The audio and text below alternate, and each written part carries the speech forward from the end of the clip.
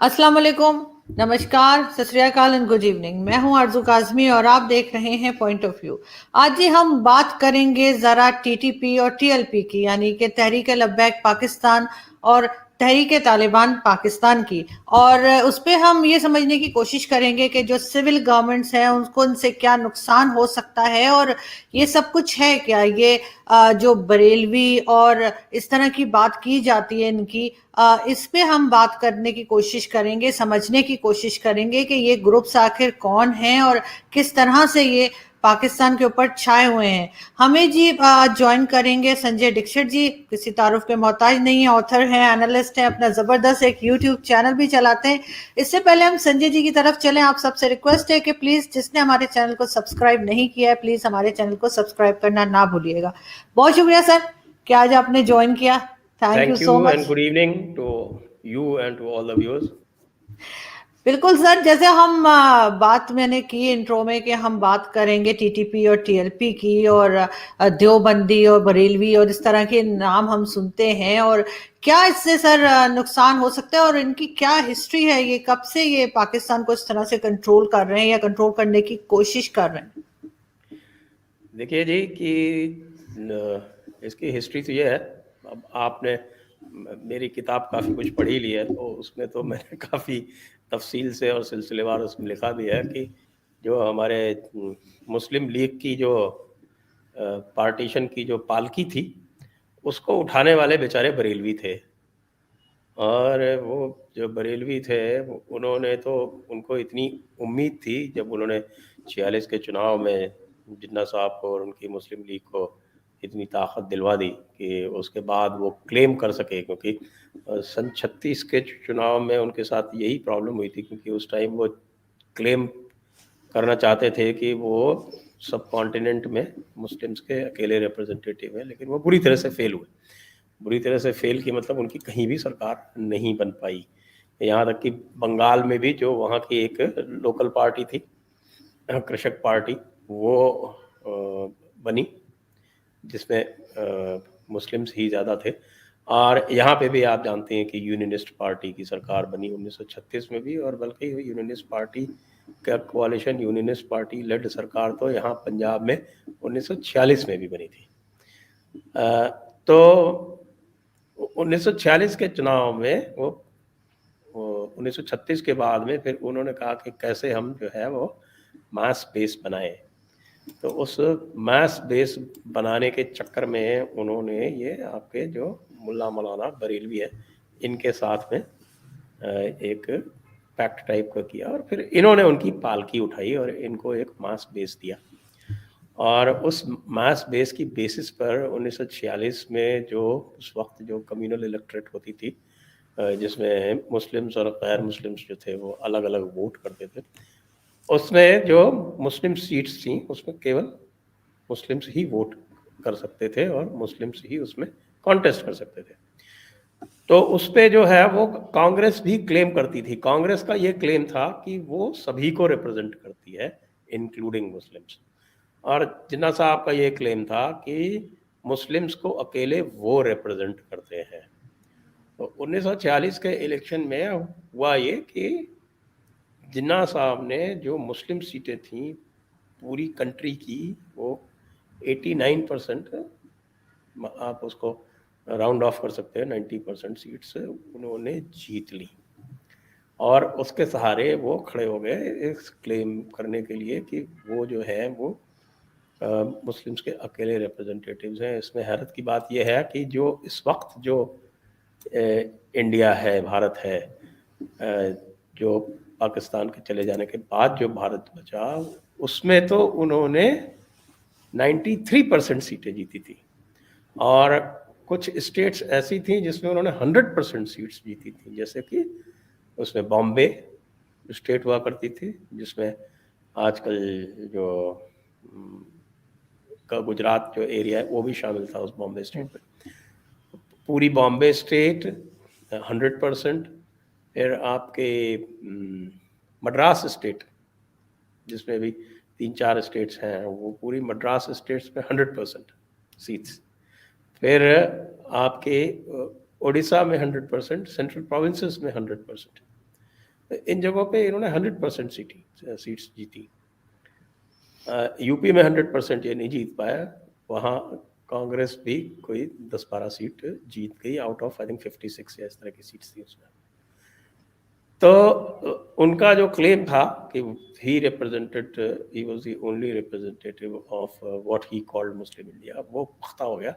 और हुआ किसकी वजह से?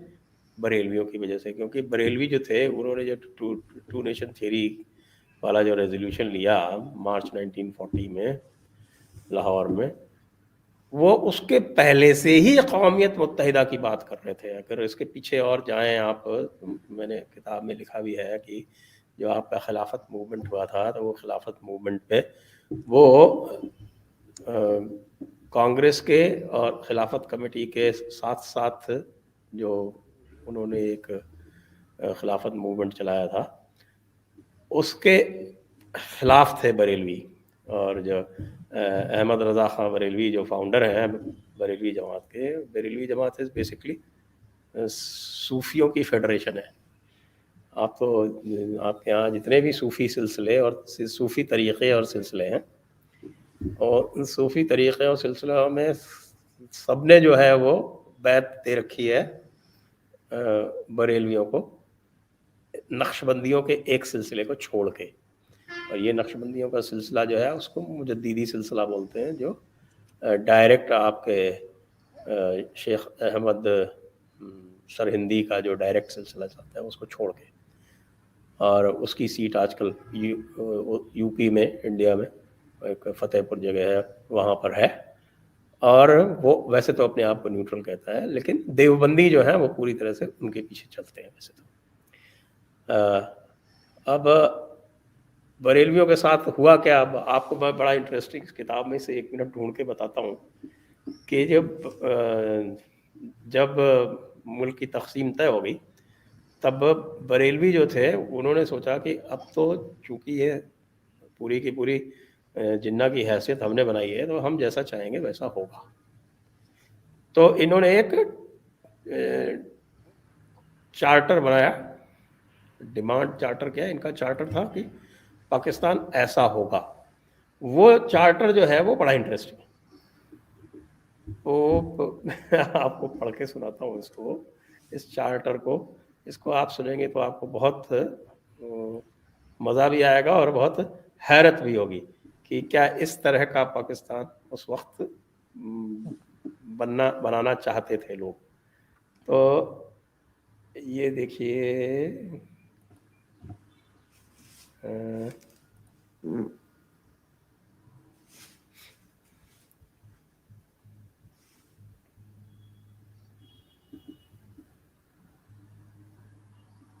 ये है शायद इसका ये चैप्टर 14 में, हाँ ये है, ये चैप्टर 14 है मेरी किताब का। तो उसमें मैंने ये लिखा है कि ये किस तरह का है। उनकी ऑल इंडिया सुन्नी कॉन्फ्रेंस हुआ करती थी इनकी बरेलियों की, और उसमें एक अशरफी कछूचवी जो थे ये उसके प्रेसिडेंट बने। फिर इनकी मीटिंग हुई बनारस में, वाराणसी जो है, और उन्होंने कहा कि एक पाक सरजमी जो है वो अब हमारे पास आ रही है, उस पाक सरजमी में किस तरह का निज़ाम होगा, उसके लिए वो नईमुद्दीन मुरादाबादी जो उनके सबसे बड़े आइडियोलॉग थे, उनके सदारत में इन्होंने कमेटी बनाई मई 1946 में। तो अब नईमुद्दीन मुरादाबादी का 11 पॉइंट चार्टर बना, और वो 11 पॉइंट चार्टर बड़ा इंटरेस्टिंग है। और मुझे लगता है कि जो अब टीएलपी चाहती है वो उसी 11 पॉइंट चार्टर के हिसाब से चाहती है। ये बात अलग है कि सन 47 होते ही फिर इनको बेचारों को दरकिनार कर दिया गया और देवबंदियों को गले लगा लिया। तो ये क्या कहते हैं कि साहब कि ये जो निज़ाम होगा वो एक सुन्नी अमीर के नीचे होगा। तो इसका एक सुन्नी अमीर के नीचे होगा, और ये अमीर जो है वो अहले सुन्नत जो है वो इस अमीर को इलेक्ट करेगी। आप देखिए जैसे कहाँ होता है, जैसे ईरान में होता है دس از ویری سملر ٹو جو ایران کی جو سپریم کاؤنسل ہے اس حساب سے. اور اس میں کوئی بھی غیر مسلمان نہیں ہوگا, اور اس میں شیعہ مسلمان بھی نہیں ہوگا, اور اس میں جو ہے وہ پراپرلی سرٹیفائڈ جو سنی نہیں ہے وہ بھی نہیں ہوگا. مطلب یہ اس میں سے دیوبندیوں کو بھی نکال رہے تھے. تو پھر وہ کہتے ہیں کہ اس میں ایک شورا بنے گی, اور وہ شورا جو ہے وہ سب اہل سنت والوں کی ہوگی, اور یہ جو جماعت شورا جو ہے وہ امیر کے اشاروں پر چلے گی. چوتھا پوائنٹ ہے کہ جماعت شورا امیر کے اشاروں پر چلے گی. ذرا آپ تھوڑا سا تصور کیجئے کتنا مزہ آئے گا اس طرح کی ہوگی, تو آپ کو ترنت جو ہے وہ یا تو نقاب یا برقع پہن لینا پڑے گا. پھر کہتے ہیں کہ صاحب کی جماعت شورا جو ریکمنڈیشن کرے گی اس کو امیر اپروو کرے گا, اور اس کے اپروول کے بعد یہ فائنل ہو جائے گا. اور کہ پھر کہتے ہیں کہ پاکستان کی جو سرکار ہے وہ اس کا جو پرائم منسٹر ہوگا, جو اس کا جو وزیر اعظم ہوگا وہ امیر اپوائنٹ کرے گا. جی ویسے بھی آج کل بھی امیر ہی اپوائنٹ کرتا ہے, پاکستان آرمی از دی امیر. یہ بھی صحیح ہے, واقعی میں ایسا ہی ہو رہا ہے. پھر جو پرائم منسٹر ہوگا وہ سارے انٹرنل اور ایکسٹرنل افیئر جو ہوگا اس کا نظام نگرانی ہوگا, اور جو ڈپارٹمنٹل ہیڈز ہیں یعنی جو منسٹرز ہیں وہ پرائم منسٹر نامینیٹ کرے گا. اور پھر جو نامینیشنز بھی جو ہوں گے اس کو امیر جو ہے وہ پہلے اس کے اوپر مہر لگائے گا, تبھی وہ نامینیشن فائنل ہوں گے. اور جو بھی آپ کے ٹیکسز ہیں وہ سب شریعت کے مطابق ہوں گے. اور 11واں یہ کہتا ہے کہ جو غیر مسلم ہیں ان کی حیثیت شریعت کے مطابق ہوگی. تو یہ 11 پوائنٹ کا چارٹر جو ہے یہ انہوں نے مئی 1946 میں جو کمیٹی بنی تھی وہ انہوں نے ڈرافٹ کیا, اس امید میں کہ بھئی اب تو سرکار تو یہ جو جنہ کو جو حیثیت ہے, یہ مسلم لیگ کو جو حیثیت ہے وہ تو ہم نے ہی دلوائی ہے, تو اسی حساب سے بننا چاہیے. ہوا کیا کہ جب ملک تقسیم ہو گیا اور یہ بھائی لوگ جب یہاں آئے, نعیم الدین مراد آبادی بھی آئے, اور احمد رضا بریلوی کے دونوں بیٹے تھے حامد اور مصطفیٰ, یہ دونوں بھی آئے. یہاں آ کر پتہ چلا کہ ان کو تو کوئی لفٹ ہی نہیں ملی, اور جو لوگ جو تھے وہ قومیت, یہ لوگ قومیت جدا گانا کی بات کرتے تھے, سپریٹ نیشن کی, یعنی اس کو 2 نیشن تھیوری کرتے ہیں. تو یہ بریلوی جو تھے سارے کے سارے قومیت جدا گانا والے تھے. اور آپ کا دیوبندیوں کا ایک میجورٹی طبقہ تھا وہ قومیت متحدہ کی بات کرتا تھا, کمپوزٹ نیشن کی. حالانکہ لاسٹ میں بالکل 1946 کے اینڈ میں اس کا بھی ایک دھڑا جو تھا وہ ٹوٹ کے جنہ کے ساتھ چلا گیا. کیا نام تھا ان کا, شبیر احمد عثمانی, وہ ایک بڑے دیوبندی کلیرک تھے. تو اب یہ ہوا کہ یہاں پر اچھا پھر دوسرے جو آپ کے جماعت اسلامی والے تھے ابو العلا مودودی, وہ بھی قومیت متحدہ کی بات کرتے تھے.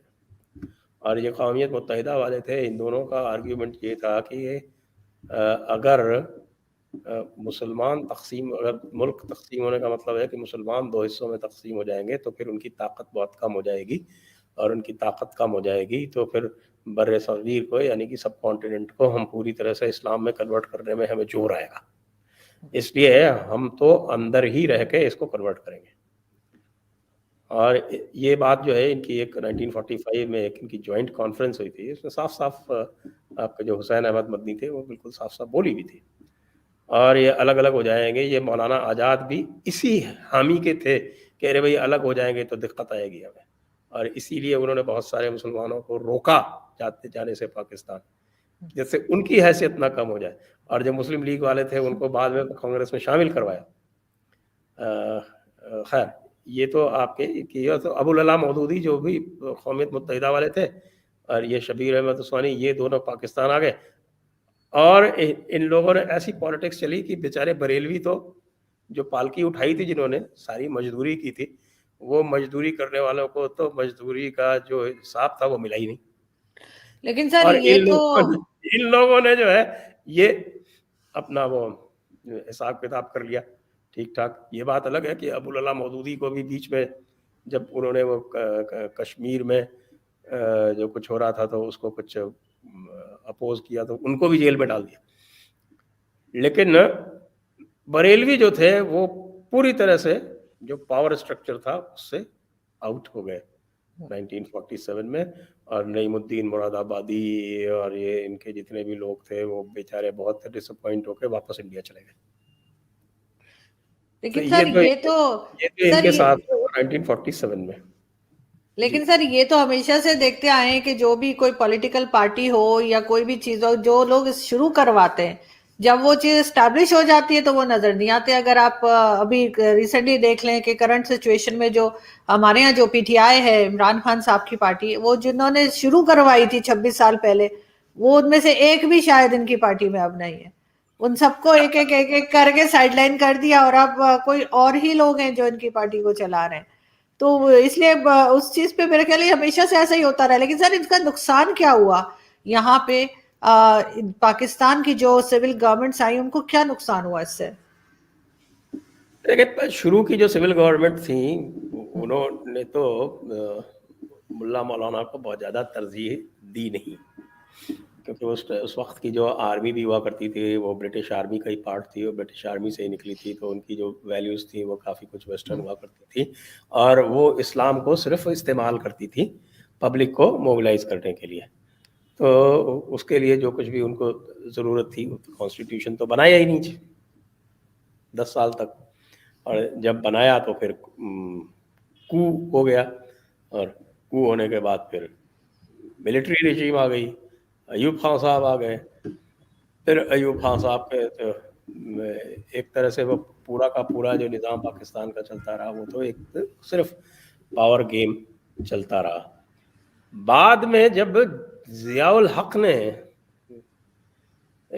اس کا اسلامائزیشن شروع کیا تو انہوں نے دیوبند کو ہی آگے بڑھایا. بلکہ ابوالعلا مودودی اس وقت جو تھے وہ بڑے آئیڈیولوگ تھے، اور ابوالعلا مودودی لگاتار بڑے آئیڈیولوگ رہے. آپ سوئم جانتے ہوں گے پاکستان کا جو حساب کتاب ہے اس میں. اور میں نے کئی جگہ پڑھا ہے کہ یہ جو آپ کا ضیاء الحق کے وقت پہ جو کانسٹیٹیوشن بنا اس میں ابوالعلا مودودی کا کافی ہاتھ تھا، حالانکہ اسی وقت کے آس پاس میرے خیال سے ان کا انتقال بھی ہو گیا تھا. اور ابوالعلا مودودی کون ہیں؟ ابوالعلا مودودی وہ ہیں جن کا مسلم بردرہڈ بنانے میں بھی ہاتھ ہے. ان کی اگر آپ تفسیر پڑھیں جو کہ میرے پاس ہے اور میں اس کو پڑھتا ہوں، اس تفسیر کو پڑھنے سے صاف صاف پتہ چلتا ہے کہ ان کے ارادے کیا ہیں. پوری دنیا پر اسلام نافذ کرنا چاہتے ہیں اور اسلام نافذ کر کے آخرت کی اور جانا چاہتے ہیں. ویسے بھی جو بھی مجھے کچھ دیکھنے کو ملتا ہے تو اسلام کا جو پرپز ہے کہ پوری دنیا پہ قابض ہونے کے بعد اسے جو ہے وہ ترنت ایکسپلوڈ ہو جانا ہے، دنیا ختم کر دینی. تو جس کو بولتے ہیں کہ بالکل ایک نہیلسٹک تھاٹ ہے. اب یہ جو ان کے جو جھگڑے ہیں آپ کے دیوبندیوں کے اور بریلویوں کے، یہ تو 19th سینچری میں شروع ہو جاتے ہیں. اس کی جو شروعات ہے وہ بیسکلی 1825 میں جو ان کا اسکزم ہے وہ 1825 میں ہوتا ہے. اس کے پہلے کا جو سارا کا سارا تھاٹ ہے وہ گورن ہوتا ہے شیخ سرہندی سے. اور شیخ سرہندی کے جو بیٹا تھا شیخ معصوم، وہ پھر اورنگزیب کا مینٹر بن جاتا ہے. پھر اورنگزیب اس کی مینٹرشپ میں وہ اس کو ہی اپنا پیر مانتا ہے، وہ بھی ایک نقشبندی صوفی بن جاتا ہے. پھر ان کے ہی مینٹرشپ میں آپ یہ دیکھیے پھر شیخ معصوم نے تو اپنے بیٹے سیف الدین کو औरंगज़ेब के साथ ही छोड़ दिया था उसको रिलीजियस गाइडेंस देने के लिए। फिर औरंगज़ेब जो है वो इन लोगों के इन्फ्लुएंस में ही वो फतावा आलमगीरी लिखवाता है, और जो सबसे एक्सपेंसिव प्रोजेक्ट था उसकी मिलिट्री कैंपेन्स के अलावा, जिसने मुग़ल एम्पायर को बर्बाद किया, उसकी मिलिट्री कैंपेन्स के अलावा जो सबसे एक्सपेंसिव प्रोजेक्ट था, जिसके बारे में कई लोग कहते हैं और हम लोग मजाक उड़ाते हैं कि साहब के मुगलों ने बहुत कुछ दिया, तो औरंगज़ेब ने क्या दिया? औरंगज़ेब ने फतावा आलमगीरी दिया। 400 साढ़े 400 लोगों का, स्कॉलर्स का एक ग्रुप बना के कोई 20-25 साल उन्होंने मेहनत करके ये डॉक्यूमेंट लिखा है फतावा आलमगीरी, और मैं रिकमेंड करता हूँ कि आप भी उसको पढ़ें। 10 वॉल्यूम में है, आपके यहाँ आसानी से मिल जाएगा, उर्दू में उपलब्ध है, हिंदी में नहीं था, हिंदी में हम उसका तर्जुमा करवा रहे हैं आजकल, जिससे सब ठीक। बाकी लोगों को जानना चाहिए कि वे कितनी अच्छी अच्छी बातें उसमें लिखी हुई हैं, ख़ास तौर से काफिरों के लिए। तो it is good to be educated. तो ये आपका इसके जो सर्वे सर्वात है, यानी जो आपके फतावा आलमगीरी के, तो जो चीफ एडिटर थे इसके वो थे एक निज़ामुद्दीन बुरहानपुरी। वो बहुत ओल्ड थे, बहुत ही उम्र दराज थे, तो इसलिए जो उनके डिप्टी थे शाह अब्दुल रहीम, वो इसके मेन, जिसको कह सकते हैं प्राइम मूवर थे। शाह अब्दुल रहीम का बेटा होता है शाह वलीउल्लाह, आपने सुना होगा शाह वलीउल्लाह के बारे में। शाह वलीउल्लाह वो था जिसने अहमद शाह अब्दाली को इंडिया में बुलवाया, और उसने जो है इस पूरे थॉट को, ये जो सेक्टेरियन थॉट है ना, कहते हैं टू नेशन थियरी कहाँ से आई। मैं तो टू नेशन थियरी को तो हजरत की सुन्नत से ही ट्रेस कर देता हूँ, लेकिन इसको अच्छा जो आर्टिकुलेशन, जो बहुत वाइड आर्टिकुलेशन और क्लियर कट आर्टिकुलेशन है, वो शेख अहमद सरहिंदी ने दिया, आगे उसको वलीउल्लाह ने बढ़ाया, शाह वलीउल्लाह ने। फिर शाह वलीउल्लाह का बेटा शाह अब्दुल अजीज़ होता है। शाह अब्दुल अजीज़ का आपका उसका भतीजा होता है शाह इस्माइल, और शाह अब्दुल अजीज़ का जो फेवरेट चेला होता है वो होता है सैयद अहमद बरेलवी। ये सैयद अहमद बरेलवी वो है जो 1832 में इसने जिहाद का कॉल दिया था, बल्कि 1826-27 के बाद ही इसने जिहाद का कॉल दिया था। और जिहाद का कॉल भी कहाँ दिया था उसने? जिहाद का कॉल महाराजा रंजीत सिंह की जो टेरिटरी थी वहाँ पर दिया था, और वहीं पर ये लड़ते हुए दोनों मारे गए थे। तो इनको जो है आपके यहाँ पाकिस्तान में सैयद अहमद शहीद और शाह इस्माइल शहीद बोला जाता है। सही। और ये जो शाह इस्माइल था, इसने क्या किया कि इसने एक किताब लिखी 1825 में या 24 में, और उसका नाम है तक़वा उल ईमान। बहुत बड़ी किताब नहीं, छोटी सी किताब है, और उसमें जो है उसने बहुत सारी बातें ऐसी लिखी जो आपके मोहम्मद साहब के शान के ख़िलाफ़ थी। उन्होंने कहा कि ये कोई अल्लाह का नूर नहीं है, ये इंसान कामिल है, और इनको कोई भी, जिसको आप कहते हैं कि इल्म अक़ायब या हाजिर नाजिर की कोई पावर नहीं है, ही इज़ जस्ट इंसान कामिल। और भी उसमें जो चीज़ें लिखी उसके ऊपर बहुत बवाल हुआ, और वो बवाल होके फिर दिल्ली में कोई 14 बड़े जो आलिम थे,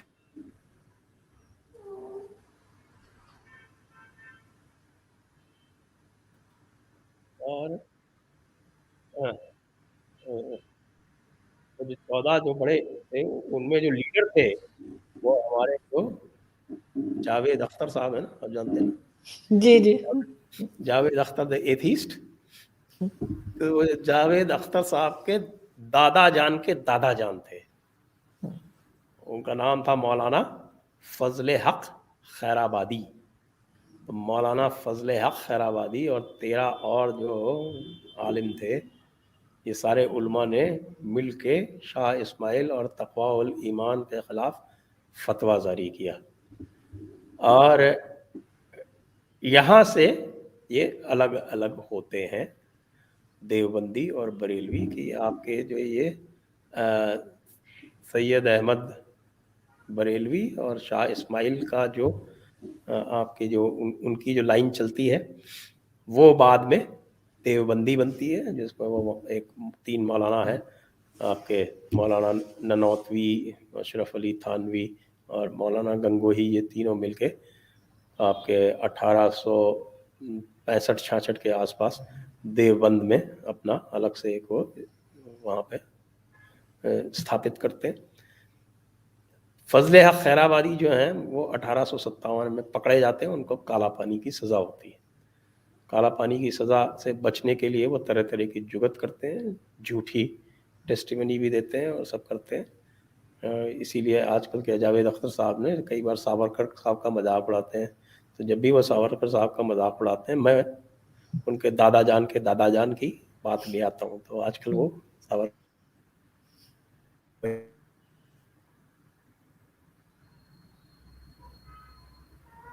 بلکہ سب سے پہلے تو ایک جنرل کی تھی انگریزوں نے. سر آپ کا کنیکشن رک رہا ہے بیچ میں میرے خیال سے.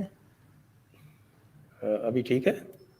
ابھی ٹھیک ہے. وہ آپ جاوید اختر کے دادا جان کے بات تھوڑا سا ریپیٹ کر دیے گا آپ نے, کیونکہ نہیں آیا ہمارے پاس نا. اچھا تو جاوید اختر صاحب کے دادا جان تھے فضل حق خیرآبادی صاحب, جنہوں نے 13 اور جو علماء تھے ان کے ساتھ میں مل کے شاہ اسماعیل اور سید احمد بریلوی کے خلاف فتوے جاری کیے, اور اسی کے بعد ان کا اسکزم ہوا. وہاں سے ان کی لائن الگ الگ ہو جاتی ہے. تو یہ فضل حق خیرآبادی جو تھے یہ 1857 میں انہوں نے جہاد کا کال دیا. اس کے بعد پھر انگریزوں نے ان کو پکڑا, اب پکڑ کے ان کو کالا پانی بھیجا. اس کو بچنے کے لیے انہیں بہت سارے جھوٹ بولے لیکن وہ چلے نہیں, اور پھر یہ کالا پانی گئے. وہاں کچھ دنوں بعد ان کا انتقال ہو گیا. جاوید اختر صاحب جو ہیں وہ ان کو جب یہ یاد دلایا جاتا ہے تو بہت ناراض ہو جاتے ہیں, لیکن وہ جب بھی ویر ساورکر کی بات کرتے ہیں کہ ویر ساورکر نے آپ کے پٹیشنز ڈالی تو کہ تمہارے دادا جان نے کیا کیا تھا یہ تو بتاؤ. انہوں نے تو صاف جھوٹ بولا تھا, وہ تو جھوٹ بولا تھا کہ میں تو تھا ہی نہیں. یہ جو فضل حق کی بات ہو رہی ہے وہ کوئی دوسرا ہے, میں نہیں ہوں. تو وہ تو خیر جھوٹ چلا نہیں. تو یہ جو فضل حق خیرآبادی کی جو لائن چلتی ہے یہ بعد میں جا کے آپ کے 1904 میں یا 5 میں یہ ہمارے جو بریلوی جو سیکٹ ہے وہ اس میں تبدیل ہوتی ہے. اور ادھر سے جو سید احمد بریلوی اور شاہ اسماعیل والی جو لائن چلتی ہے وہ 1866-67 میں جا کے وہ 3 بڑے مولانا ہوتے ہیں, مولانا گنگوہی اور مولانا ننوتوی اور آپ کے تھانوی, یہ تینوں مل کے دیوبند جو ایک جگہ ہے سہارنپور ڈسٹرکٹ ہے یو پی میں اس وقت, وہاں پر یہ اپنی وہ سیمنری بناتے ہیں جو دیوبند کے نام سے چل رہی ہے. اور ان میں جو جھگڑے ہیں وہ میں نے بھی بتا دیا آپ کے کہ تقویٰ اور ایمان کا کیا ہے. کہ دیوبند تو کہتے ہیں کہ صاحب کی یہ انسان کامل ہے آپ کے جو رسول ہیں, اور آپ کے جو بریلوی ہیں وہ کہتے ہیں کہ نہیں صاحب کہ یہ نور اللہ ہے, یہ اللہ کا نور ہے, اور ان کو حاضر ناظر ہیں, یعنی یوبیکوٹس ہیں, سب جگہ پائے جاتے ہیں, اور ان کو علم غائب ہے, یعنی ان کو سب کچھ پتہ ہے آگے کا پیچھے کا. تو یہ چیزیں دیوبند والے ایکسیپٹ نہیں کرتے ہیں. اس کو لے کے ان کے جھگڑے ہوتے ہیں. تو آپ دیکھتے ہیں کہ جو ان کو جو بلاسفمی کا پاگل پن ہے آپ کے بریلویوں کو, وہ اس وجہ سے ہے. صحیح. یہ محمد صاحب کو بالکل ایک ڈیوائن بینگ مانتے ہیں, لیکن سر اس کا پاگل پن دیوبندیوں میں اتنا نہیں ہے, وہ اس کو ایز اے پولیٹیکل ٹول استعمال کرتے ہیں, لیکن یہ تو واقعی پاگل پن کی حد تک چلے جاتے ہیں. صحیح. اور بالکل انہوں نے خیر بلاسفیمی لا جو بنا رکھا ہے اس میں کئی لوگوں کو انہوں نے غلط ایلیگیشنز لگا کے بھی جیلوں میں ڈالا ہوا ہے, سالوں سے وہ اس کے اندر بند ہیں. اور اس میں ایک ٹیچر بھی ہیں ملتان کے لیکچرار جو ہیں جنید حفیظ، ان کو بھی 8-9 سال ہو گئے بیچارے کو کہ وہ ان کو جیل میں بند کر رکھا ہے. لیکن سر ایک چیز، یہ جو ٹی ایل پی اور ٹی ٹی پی کی طرف اگر ہم آئیں تو یہ ہمیں کیا نظر آتا ہے کہ کیا فیوچر ہے اور کس طرح سے گورنمنٹ ڈیل کر رہی ہے؟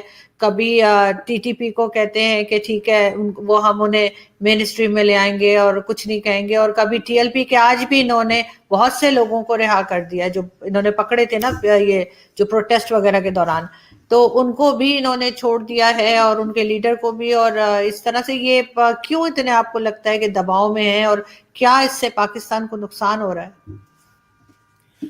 دیکھیے یہ تو سیدھی سی بات ہے کہ آپ نے، یہ تو وہ والی بات ہوئی کہ آپ نے اس کو جن کو بوتل سے چھوڑ دیا. تو آپ اگر شیر کی سواری کر رہے ہیں تو وہ رسک تو آپ کو لینا ہی پڑے گا. آپ نے جب اسلام کے شیر کی سواری کی تو وہ رسک تو آپ کو لینا پڑے گا نا. اب اس میں دقت یہ آ گئی کہ اب آپ کون سی شریعت مانیں گے؟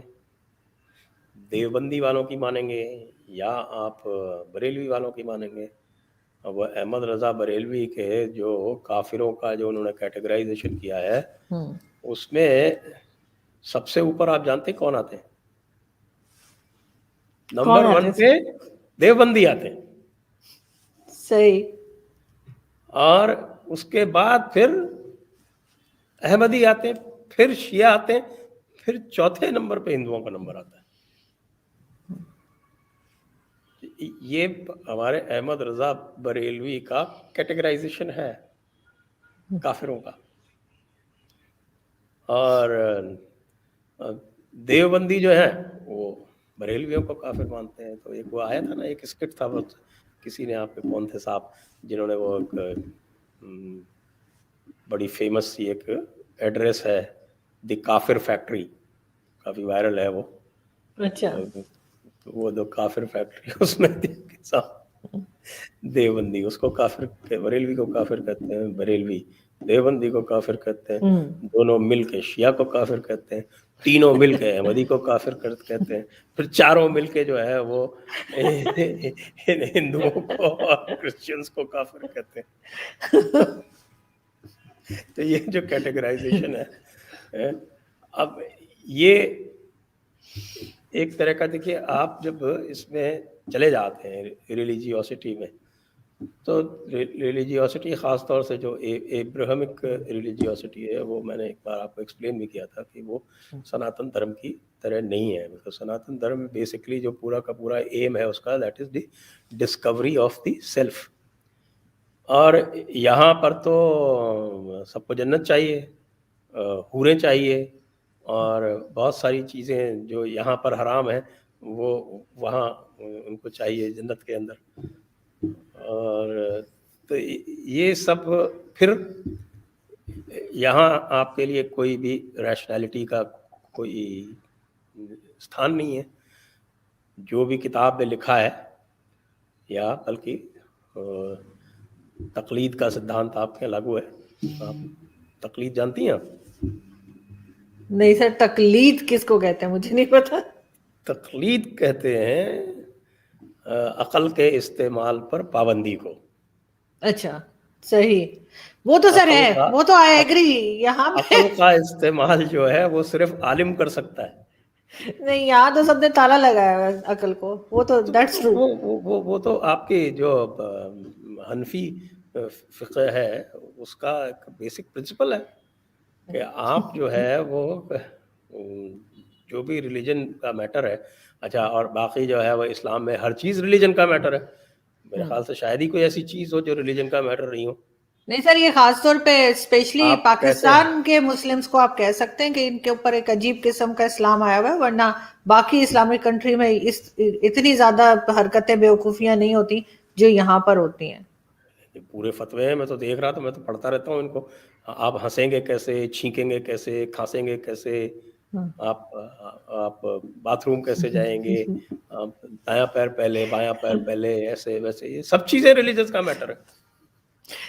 But only for majority Pakistanis اس طرح کی باتیں کرتے ہیں. آپ کو دوسری کوئی اسلامک کنٹری ایسے بولتی نہیں ملے گی آپ کو. ہندوستان میں بھی وہی ہے نا لوگ، اور کون ہے؟ وہی نا، جو ہندوستان پاکستان کے ہی آپ کو ایسے ملیں گے.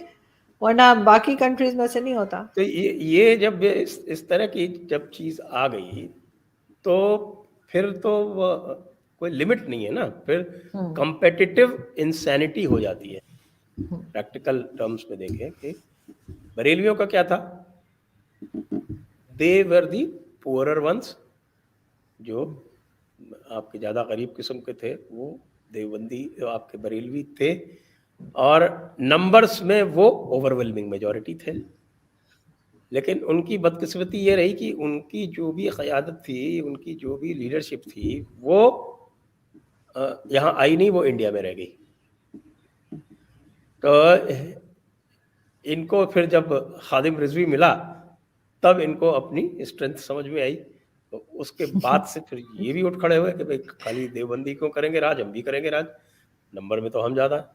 ابھی سر جو ٹی ایل پی کے ایگریمنٹ سامنے نہیں آ رہی تھی نا, تو اس کے لیے لوگ کہہ رہے تھے کہ وہ خادم رضوی کی زبان میں لکھا ہوا ہے اس لیے نہیں دکھا رہے, کہ جس طرح سے وہ بات جس طرح سے خادم رضوی بات کیا کرتے تھے, کہتے اسی زبان میں لکھا ہوا ہے اس لیے دکھا نہیں رہی ہے گورنمنٹ کہ آخر لکھا کیا اس کے اندر.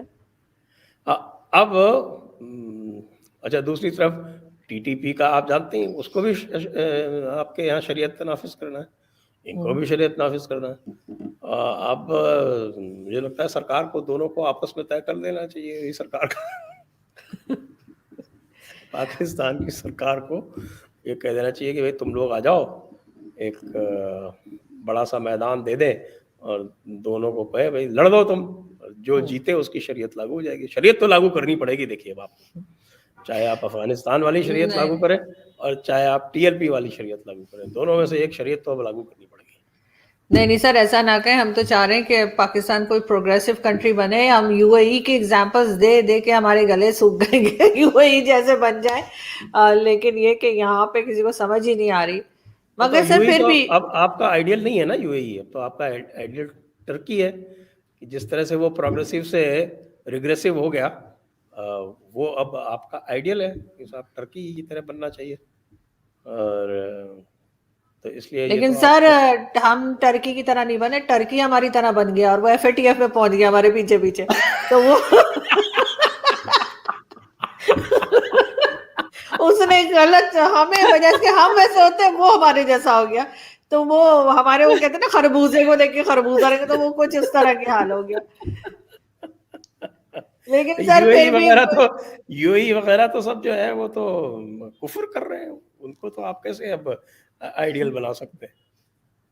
لیکن سر لاسٹ میں یہی پوچھوں گی سر کہ کوئی آگے کوئی آپ کو نظر آ رہا ہے, کوئی ہوپ ہے, چاہے وہ ہندوستان کے مسلمز ہوں, چاہے پاکستان کے ہوں, چاہے یہ ٹی ایل پی ہو, یہ کیونکہ ان لوگوں کو تو اس طرح کے لوگوں کو تو ہندوستان میں بھی بڑا اپریشیٹ کیا جاتا ہے. طالبان کی گورنمنٹ آنے میں تو وہاں بھی بڑا جشن منایا گیا تھا ہندوستان میں. یہاں کے تو جو ہے وہ میں نے کہا نا کئی بار کہ Pakistan is not a territory, Pakistan is an idea.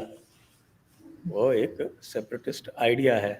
اور وہ میں کئی بار کہتا ہوں کہ صاحب کہ وہ تو حضور کی سنت سے ہی اگر لوگ ٹریس کر لیتے ہیں اس کو کہ وہیں سے ہی ہے.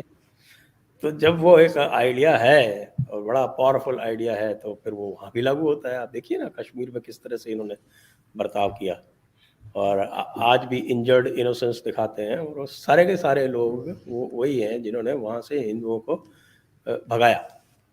آپ یہ دیکھیے کہ ایک میجورٹی ہندو کنٹری میں بھی ایک پاکٹ مل گئی جہاں پہ وہ میجورٹی میں تھے, وہاں سے انہوں نے جو وہاں کی لوکل مائنورٹی تھی اس کو باہر کر دیا. تو Pakistan is an idea, idea کہ صاحب ہم دین جو ہے وہ اور کسی کے ساتھ نہیں رہ سکتا, وہ کسی کو اپنے میں شریک نہیں کر سکتا. پرابلم یہ ہے کہ سر مائنورٹیز کے ساتھ جو پاکستان میں ہوتا ہے وہ اسی تھاٹ سے تو آتا ہے, اور کہاں سے آتا ہے. لیکن سر پرابلم تو یہ ہے کہ آپس میں بھی نہیں رہ سکتے نا. 2 یا 3% مائنورٹی کس کو کیا خطرہ دے رہی؟ نہیں دیٹس ٹرو, یہ صحیح ہے, لیکن سر ان کا پرابلم یہ کہ آپس میں بھی نہیں رہ پاتے نا. وہی جیسے یہ دیوبندی ہے, یہ شیعہ ہے, وہ سنی ہے, وہ احمدی ہے, یہ کر کے آپس میں بھی تو نہیں رہتے. تو یہ چیز جو ہے وہ ضرور ڈیمیج کر رہی ہے، اور اسلامک کنٹریز کو اسپیشلی، اور ان کو یہ سوچنا چاہیے کہ یہ کس طرف جا رہے ہیں، کہ باقی ساری کنٹریز جو ریلیجن کے اوپر نہیں بنی ہوئی ہے، ریلیجن کو اتنا زیادہ، مطلب ٹھیک ہے ریلیجن ہونا چاہیے لیکن سائڈ پہ ہونا چاہیے، کنٹری میں آپ ساری چیزیں اس کے اوپر نہیں چلا سکتے، ایجوکیشن پہ ہونا چاہیے، اکانومی پہ ہونا چاہیے، وہ کام یہاں نہیں ہو رہے ان کنٹریز میں، نہ افغانستان میں نہ پاکستان میں۔ اور نہ ہی میں دیکھتی ہوں کہ ہندوستان کے بھی جو مسلمان ہیں وہ ایجوکیشن میں کافی پیچھے ہیں۔ اب اس کی جب بھی میں پوچھتی ہوں کسی سے، وہ ڈفرینٹ مجھے ریزنز بتاتے ہیں، لیکن ہندوستان کے مسلمانوں کو میں نہیں دیکھتی کہ وہ بہت زیادہ ایجوکیشن میں آگے بڑھے ہوں، یا تو خود نہیں جاتے یا کیا وجہ ہے، لیکن کئی لوگوں سے میں نے پوچھا ہے، ایون انڈیا سے بھی میں نے بات کی تھی، انڈیا سے کئی مسلمز آئے تھے، ان سے تو ان کا یہی کہنا ہے کہ خود نہیں جا رہے یہ لوگ، یا گورنمنٹ نے تو خیر دی ہے فیسلٹی لیکن اب کیا وجہ ہے پتہ نہیں۔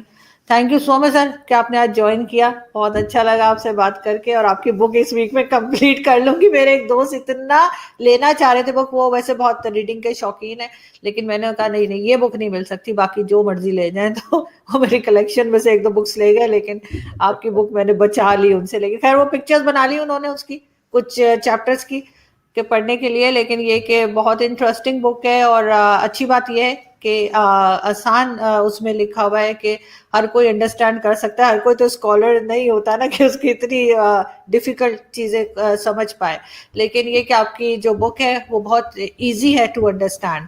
Thank you so much sir again کہ آپ نے آج جوائن کیا، بہت تھینک شکریہ۔ You very much, thank you thank you, thank you, آپ کو بھی اور آپ کے ویورز کو بھی، thank you so much. Thank you sir, thank you sir.